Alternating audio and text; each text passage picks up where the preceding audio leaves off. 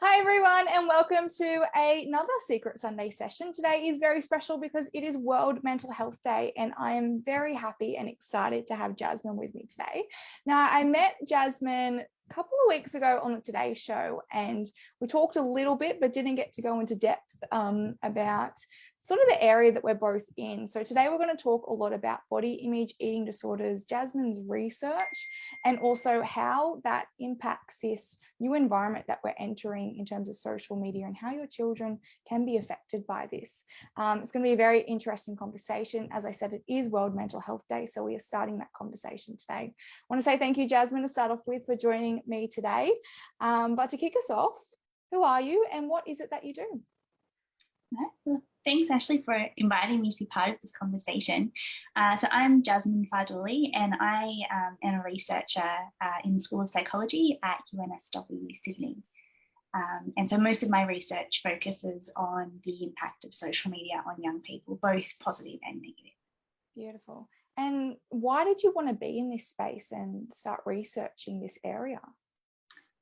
I think, when I started researching this topic, I think it was like 2011, and there really hadn't been much research looking at social media. Most research had focused on the impact of viewing magazine images, and I thought social media really is a different space, and so I was really interested to see whether spending time on social media, engaging in different activities on social media can impact body image, and for whom it impacts body image. I think at that time, I noticed, well, everybody really around me, including myself, spending time on social media, and, you hop on a bus or a train and everyone's on their phone scrolling through different platforms. And a lot of the time people are looking at images of other people that are the best, most attractive images of those people. And so I was really interested in really trying to find out, what impact that may have. Yeah, wow. So how does the research work? How do you, is it a survey-based sort of outline, or how do you find your findings? Yeah, it really depends on the question that you have. So, you first come up with a research question, and then you kind of design a study to best address that question. So we do surveys sometimes, and that's a really good first step, because it allows us to look at the relationship between different kind of variables. So we can look at how spending time on social media is related to body image, but we can't really look at what causes what in that type of study. So then there's other types of methods, like experimental studies, where you have different conditions, and you might show one group of people one type of image and another group of people a different type of image, and you randomly assign people to the conditions, and then you look at the impact of viewing those images in real time. And that really can get at looking at more cause and effect. Or other methods, you look at relationships over time. So you could survey people every 6 months for a few years, or it really depends on the question that you have. Some of the research that we do as well looks at asking surveys in everyday life. So we might text people 3 times a day to complete a brief survey for like a 2-week period, to really look at the relationships on an hour by hour basis. So yeah, there's lots of different methods that you can use, and a lot of the ways that we measure body image is in regard to surveys, but yeah, it just depends on the question that you have.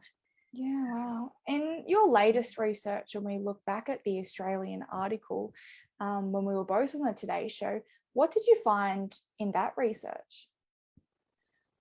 So I guess with that, I probably wasn't talking about a specific study.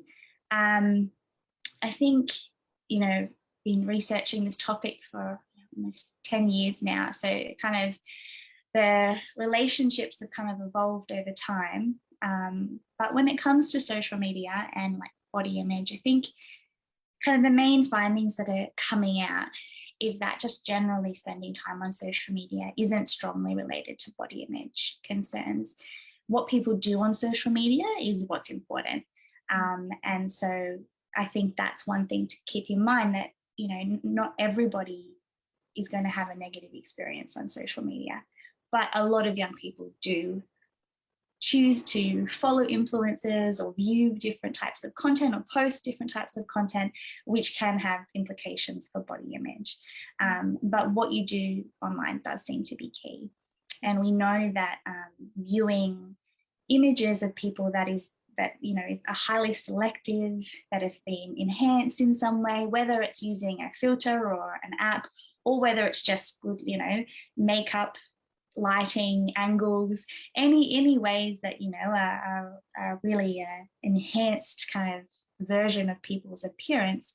We know that viewing those types of images tends to make people feel bad about their bodies, and that tends to be because people are making comparisons between their real own appearance in everyday life to other people's ideal appearance on social media.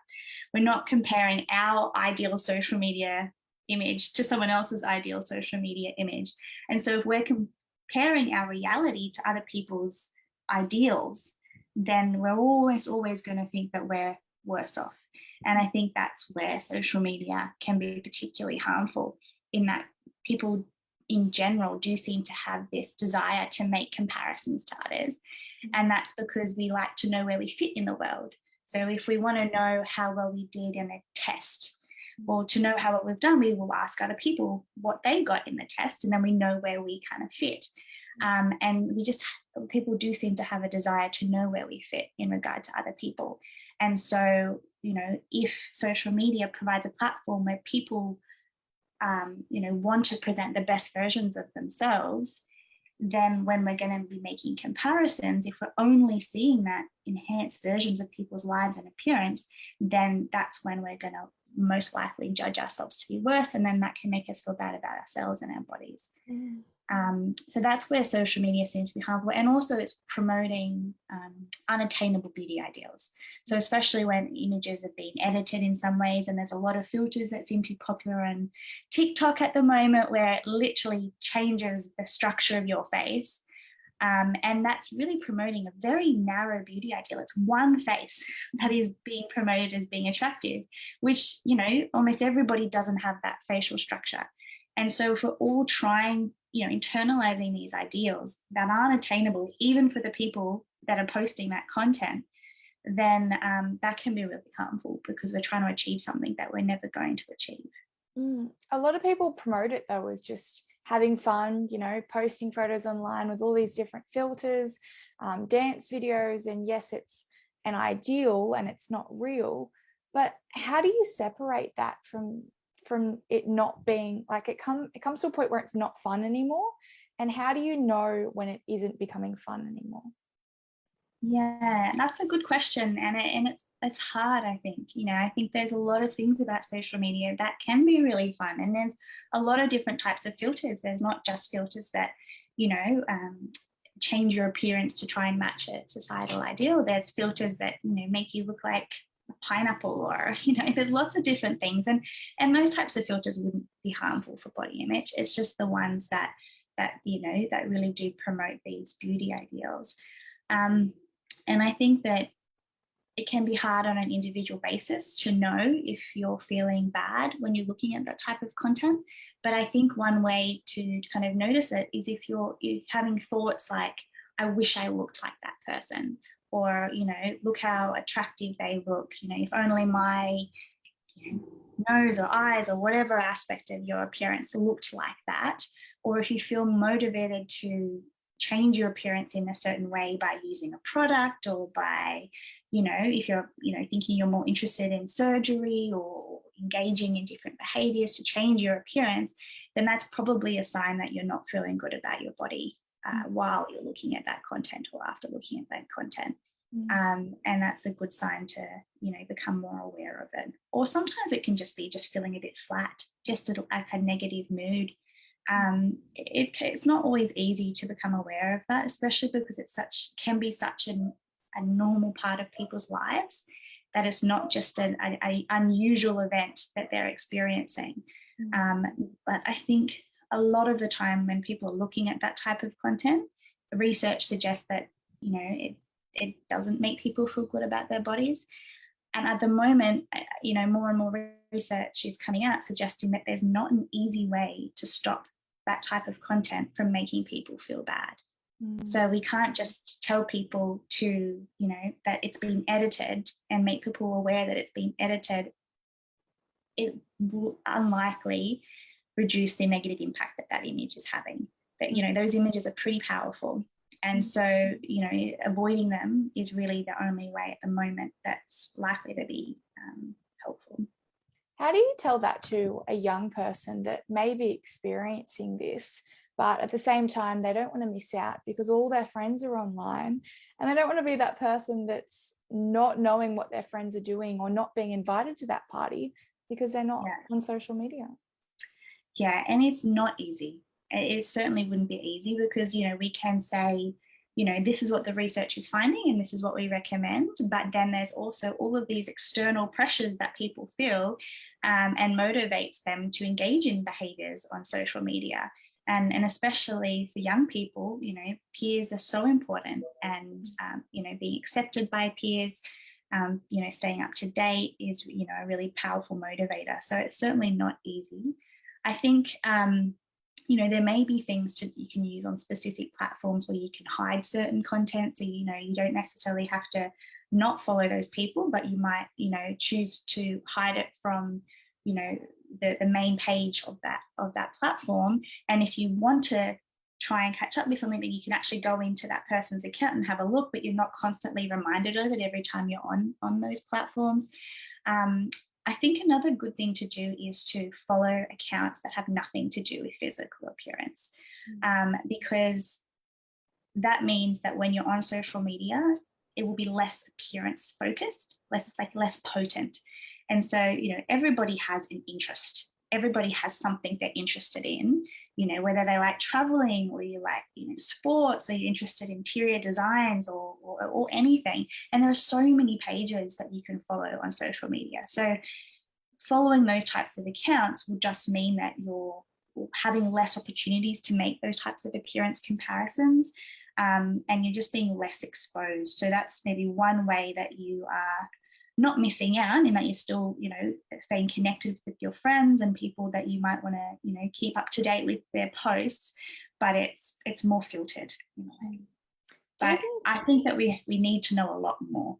We really need to know a lot more because, we are knowing more and more about, how it can be harmful, but really the research is now focusing on how we can change it, how we can make it more positive. And that's what I'm going to be working on for the next 5 years, is working with teenagers to try and figure out, what we can actually encourage people to do and what they're actually going to be likely to do. Because we can say, you should post a very natural, no makeup image. But if young people are never going to do that, or if when they do that, they get negative comments from others, and then that could be really harmful. We need more research before we can really confidently make recommendations. And are you targeting young people because young people are more affected by body image via social media? The relationship between social media and body image does seem to be stronger for younger people.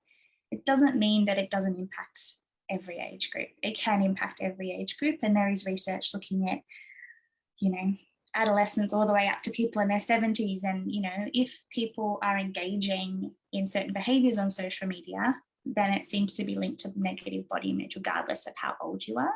But young people do seem to make more comparisons on social media. They seem to post more images of themselves, edit more images of themselves. They seem to engage in those behaviors more than older people do. And we know body image concerns are really, an important issue for teenagers and young people. There's a Mission Australia Youth Mental Health Survey that's done every year. And every year for, I don't know how many, maybe 10 years that they've been doing it, young people have been saying that body image is amongst their top 3 concerns. So we know that this is something that's important for young people, but that doesn't mean that it's not also relevant for other ages.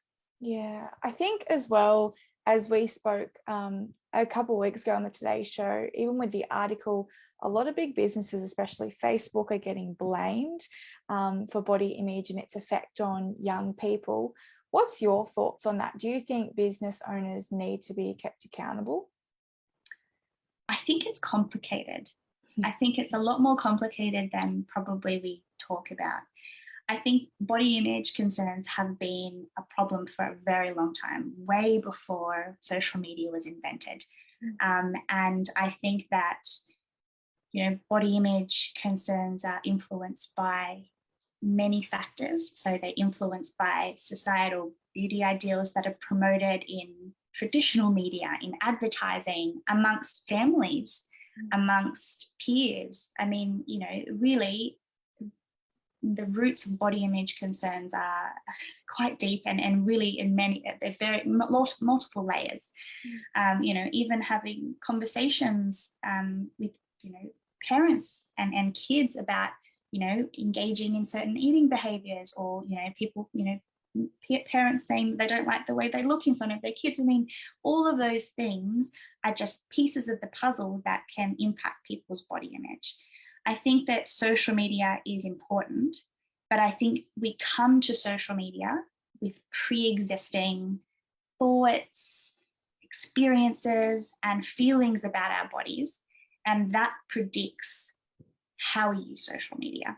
So of course, like you said, there's young people that feel pressures from their peers and from other people to follow and post, accounts and post certain accounts. But that's also impacted by, how much people invest in beauty ideals to begin with, and how much importance they put on physical appearance and things like that. So I think that people create an environment on social media based on their experiences they have offline, but those environments on social media can trigger more body image concerns. And I think that social media can be a very toxic environment for people, especially if they follow people that do post very idealized, edited content. And so I think that there are things that social media can do. I think that the algorithms within the platforms which show you more and more of the same content is harmful, because, as we spoke about on the show, if you're following influencers who post ideal content, then you're going to get more and more recommendations for that type of content. And the adverts that are going to be targeted towards you are probably also going to be quite idealized and appearance focused. And so that really makes the environment worse and worse for people who already are vulnerable to those, types of concerns. So I think the algorithms could be updated to promote more diverse content. I also think that filters could be changed so that it's not necessarily easy for people to actually change their physical appearance in those ways to promote these ideals that are, in a way alien, because then nobody looks that way, but still people think it's attractive and they want to look that way. And I think that's really harmful if they're the beauty ideals are impacted by these filters. So I think that, removing those filters, people will still probably find ways to enhance their images or use other apps, but if it's not as easy and as normalized as it potentially is at the moment, then I think that would be helpful. But I also think that part of it is just that people want to present themselves positively to others, and that is human nature that's probably been around for a very long time. And so I think that some of the things that may be out of the control of the platforms themselves, in that, we know that some platforms, for example, have removed content that could be, or hashtags that is related to eating disorders or different types of content that they think could be harmful, but people find ways around that. They just use new hashtags or, things like that. So I think that it's not just up to the platforms. I think it's a broader societal issue. I think that we need to be challenging the beauty ideals constantly, promoting body diversity and acceptance, and taking focus off people's physical appearance, encouraging people to invest in other aspects of themselves, not just the way that they look. I think that's really key to making things more positive. So that's a long answer for a very good answer. Or I think it's really complicated. I don't think there's a quick fix. Yeah, no, definitely. And It's hard as well because, as you said, there's generations, and women and even men now are so focused on the physical. It's hard to change that overnight. And when, as you said, in a digitalized environment right now where everything's focusing on the physical, it's hard just to switch that off and try and control that environment yourself, because once again, you don't want to miss out on it. And as well, if an algorithm is just feeding you the same content, you can't just erase yourself from that environment, as I said, overnight. So it is going to take time, but it sounds like even the research that you're doing is looking at ways to positively change that environment for people. Yes, that's what we're doing, and there's other people, around the world trying to focus more on that. Yeah. And involving young people from the beginning in this research. So if anybody's interested in being on like a research advisory committee, that's becoming, more common. And I think it's really important because, we need to know from the beginning what young people, think will be helpful or not, because we can make recommendations based on research, and we can say that if people do this, we think there's a good chance that will make them feel better. But if there's so many other influences and pressures stopping people from doing that, then it's not going to be that helpful. Do you find it hard as well? Because a lot of people are pushing for this. A lot of people are talking about this. They want to change on social media. They want the environment to change. Yet half the time, some of those people are still the ones using the filters. They're still the ones that are scrolling through the fake realities and absorbing that content. Is it hard then to make change if the people that want to make change are finding it hard to action it in their own lives? Yeah, I think that it is not an easy fix. And I think that people, like I said before, most people want to present themselves positively to others. And so, it could be quite anxiety provoking to think about promoting a more natural and balanced version of your life on social media, because it's not just on social media. Even in person, if you interact with someone that you're not close to, you're not going to tell them about all these negative, and you might just say, oh, things are going well and positive. If you're close friends, you might open up more. But social media can be quite a public environment, so it's not unusual for people to want to present a positive version of themselves. And so I do think it is hard. It is a hard thing to fix. And I think that, like you said, that even the people advocating for change aren't necessarily engaging in those behaviours themselves. And so, yeah, we need a lot more research, but I think there's already some things that we can do, small steps. I mean, some research that we've done has found that, even if you look at one very natural image of someone alongside their enhanced images, that can reduce the negative impact of the enhanced images, because you can see the discrepancy for yourself. Yeah. And so, similar to that, some of our research suggests that if you look at content or make comparisons on social media to your close friends, it's less harmful than looking at acquaintances or influencers. And we think that part of that is because you know what they look like offline. You've seen them in person. You may see what they look like when they wake up in the morning. And so you can see an ideal version of them on social media, but you have that comparison in your head to what they look like in reality. And so, research we've done where you have looked, shown people a very natural, non-enhanced image, even if it's a small amount of images, it can make the ideal images less harmful.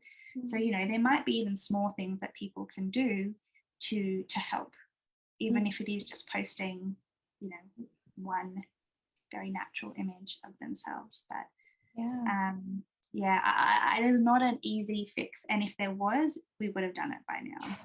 And the platforms, I think, would have done it as well. But I do think that it's not just on the platforms, because it is something that people, feel motivated to do.